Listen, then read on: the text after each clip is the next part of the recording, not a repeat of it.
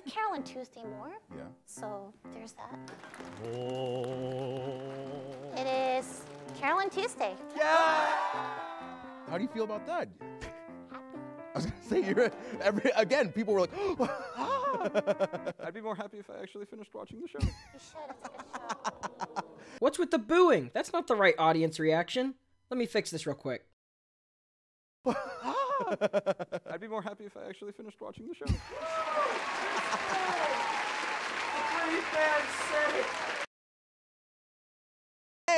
Hey. Relax, there's a lot of anime to be watched. I love this man. While basically every year half of the Western anime sphere managed to come together and chat to share opinions, praise, and rage, I have to say that out of all the years, I personally felt like Crunchyroll did the best job this year of being level-handed and representing the broader anime audience of the West. Were there picks I didn't like? Sure, Mob definitely was robbed of being best boy in my opinion, but at the same time it doesn't really break my heart seeing it go to Tanjiro either.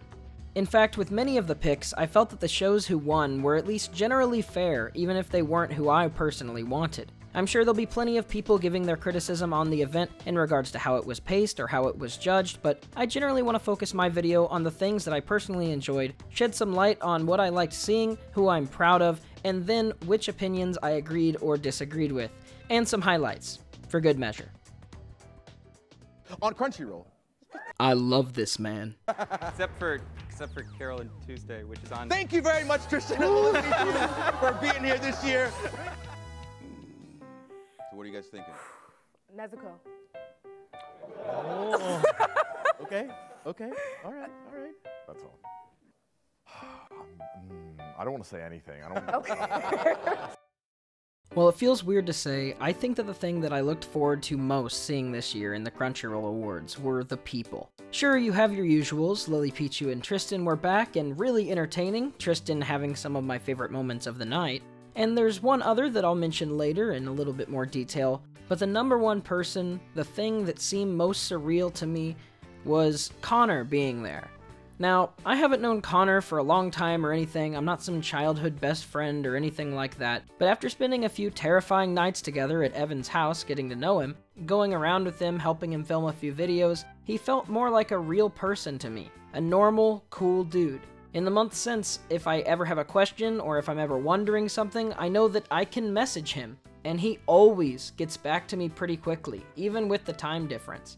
I know the Crunchyroll Awards were just one in a laundry list of great, huge things that happened to him this past year, but seeing him up there really just made me happy. Like, yeah, you deserve this. It was cool as well that even though everyone was all nervous, his personality still had a chance to shine through here and there as well. There's no way to really point this out without seeming somewhat cheesy. I'm really sentimental about this sort of stuff, but this was a highlight that I had to mention. It would have felt wrong not to. And a highlight that, when it comes down to it, I couldn't just show with a funny clip.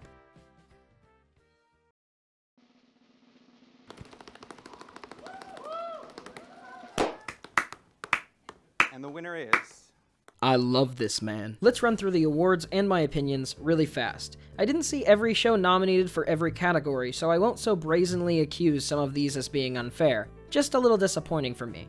For example, I saw quite a few people upset over Vinland Saga not getting Best Antagonist, and maybe I would also be in that boat too, no pun intended, but I still haven't personally gotten around to it, so I don't really feel much either way. That's true of a few shows here, it's just too difficult to keep up with everything coming out all the time, but most things nominated were things that I had at least seen. In my really happy category, I put Kaguya as Best Couple. I'm happy that they won. I loved the first season, what I've read of the manga, and I'm excited for Season 2. I also enjoyed the mention of O Maidens there, as I thought that that relationship was nice, and I would have been fine with them winning as well, but I'm happy that Kaguya got the win. Best OP went to Mob. That one seemed pretty obvious to me. 99.9 is an absolute transcending bop that was basically the sole reason I got my brother-in-law to watch Mob Psycho with me. It's just that good, and it really deserves the win in my book. Those are the ones I was really happy with. I'll get to the ones I was at least satisfied with, maybe a little happy with, in a few moments.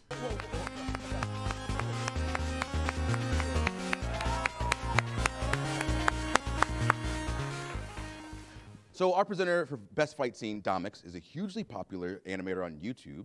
GB, our presenter for Best Couple, got her start with ASMR videos and branched out into Twitch streaming and cosplay. Welcome! Thank you so much. Thanks for having us. Of course. Domix and GB were another couple of people that I was really happy to see. They sort of exist more at the fringes of the quote-unquote AniTube, AniTwitter community. But at the end of the day, they are just content creators who enjoy anime, and sometimes integrate that into their content. So for me, it makes perfect sense why they would be there. It was so cool seeing Domix there personally because he started uploading his animations around 8th grade to freshman year of high school for me. And while I've generally fallen in and out of his stuff just to binge a whole bunch of it over a time span, it always felt like to me he was a very good role model for what a YouTuber should be whenever I was growing up and desperately wanted to be one. So it was great seeing him out there and doing these sort of things. I think he did a great job. The next is a very specific case, but I think it's a story worth sharing. GB is the other main person that I wanted to mention, aside from Connor. Maybe it's a bit parasocial of me, but seeing GB succeed has always made me root for her and sort of feel like her win was my win, in a sense. But I guess that's pretty normal. That's kind of the cool thing about YouTube versus other mediums. You find people and personalities that you really like, and then through your support, they can sort of better achieve the lives that they want to have. I had really bad insomnia when I started college in 2016. So bad at one point that I started to minorly hallucinate from exhaustion. I met with a therapist on how to help with it, different tactics and strategies, and since I wanted to try different things and leave medication as an absolute last resort, I ended up stumbling upon ASMR.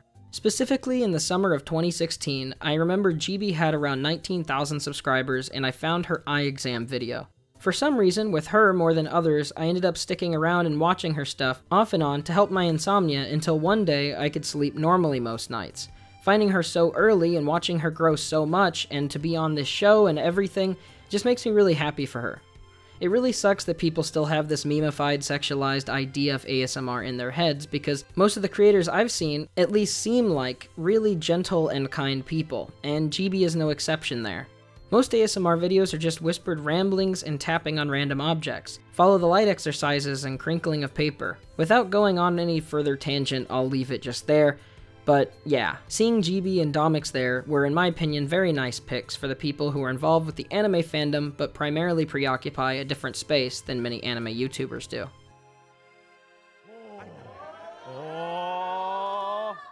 And Best Boy. Yeah! Do not touch my ninja way. Don't do it. I'll hurt you. I love Now for what I'd call my fair picks, the ones that I was fine with, or maybe even a little glad about, but they weren't really ones I was passionate about, and they weren't really my favorites. Best protagonist went to Senku from Dr. Stone, and I'm really glad Dr. Stone got at least one reward. For once, among all of my friends, everybody seems to like Dr. Stone. It's rare to have such a sense of agreement for the quality of the series, but I personally still haven't checked it out, although I plan to very soon. Best ED went to Kaguya and the Chica Dance, and this was more of a case of duh. It was easily the most culturally significant ED of the year, and so that makes it the most logical sense for it to have that spot. It broke across normal cultural lines and became a briefly lived sensation of dancing on its own. It just, I don't know, it just made sense, I guess. I feel a similar way about Carolyn Tuesday winning Best Score. While I personally like the ancient Japanese influence that the Demon Slayer score has, and loving that aesthetic, I think it offered a great depth of variety and layered tracks, the timbre was nice, and really just reminded me of some of the Okami tracks that I really love. I want more music like that in the world, and Demon Slayer offered a lot of it. But it makes sense that Carolyn Tuesday would win, since they were already nominated for like 9 things, and this ended up being the only award they got. It's also the only anime that was solely about music, so I'm not too salty. The final pick was Demon Slayer for Anime of the Year, the most monumental award, the one that people will probably be pointing to and talking about the most. For me personally, I wanted Mob Psycho 2 to take it. Although I see many people wishing it was Vinland Saga, and unfortunately Attack on Titan just as a whole seemed really absent from this award show, at the same time I think it does make sense for Demon Slayer to have taken it. If we look at past years, Yuri on Ice, My Hero Academia, Made in Abyss, Devilman Crybaby, these were all shows that shook waves in the anime scene internationally and substantially impacted discussion over the general landscape. Just a few months ago, I made a video on Devilman, more than a year after it had come out, and it's currently the biggest video on my channel. I think when it comes to that level of staying power, it does make sense for Demon Slayer to have taken it, so I'm not too salty there either. The only pick that really felt left field to me that I really didn't see coming and kind of don't understand is probably Raphtalia for Best Girl, but I think honestly that just has to do with the sort of circles I run in. Not a lot of people I know really talked about Shield Hero beyond the first few episodes, and I don't think I heard much about it at all past like the midpoint. At the same time though, it doesn't really bother me either way. As I said earlier, I'd like to give a huge thank you to the people who helped me work towards eventually living the life that I want. The Single Way Out, Whizbang2093, Dolphinos, Frillneck Lizard, CJ, Sam Lloyd, Jose Ramirez, and all of my other patrons for helping me continue my existence here. And lastly, I hope that everyone who presented or went to the awards show benefited in some sort of way, and overall just had a good time.